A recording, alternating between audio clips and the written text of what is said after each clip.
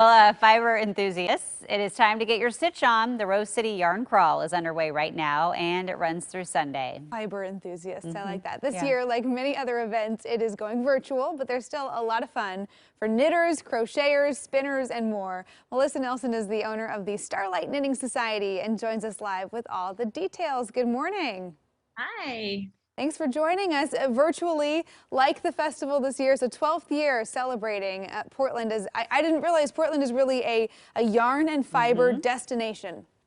Absolutely. Yeah. Portland is rife with fiber shops and yarn stores and knitters and spinners and crocheters. We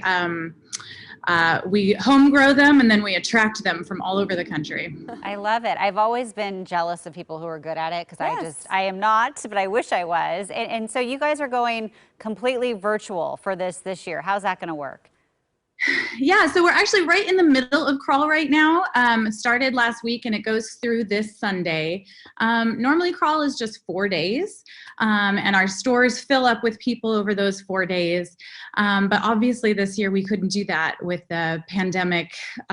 We couldn't risk having crowds of people in our stores, and so we took all of our events that we normally plan for these 4 days and we put them all on our websites.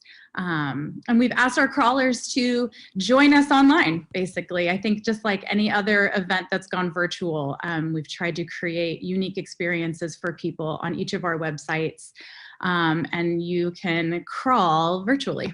Very cool. So I'm curious because we've talked a lot over the last year about people finding new hobbies in quarantine. Have you seen an increase in people interested in knitting and crocheting? I think a lot of people have been like taking it up for the first time.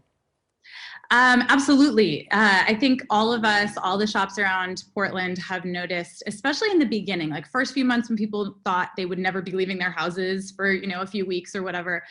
We had a lot of people come in and just said, teach me, or how do I learn, or, what do I need to do all this? And of course we were all like, well, YouTube is your friend right now because we can't sit down with you and teach you, at least in the beginning.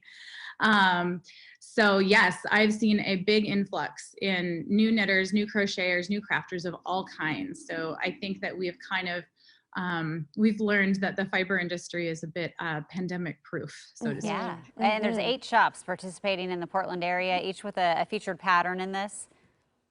Yeah, so what we do is our shops create knitting and crochet patterns that that you can get for free when you purchase from that shop. It's kind of a little incentive to support all the shops in Portland.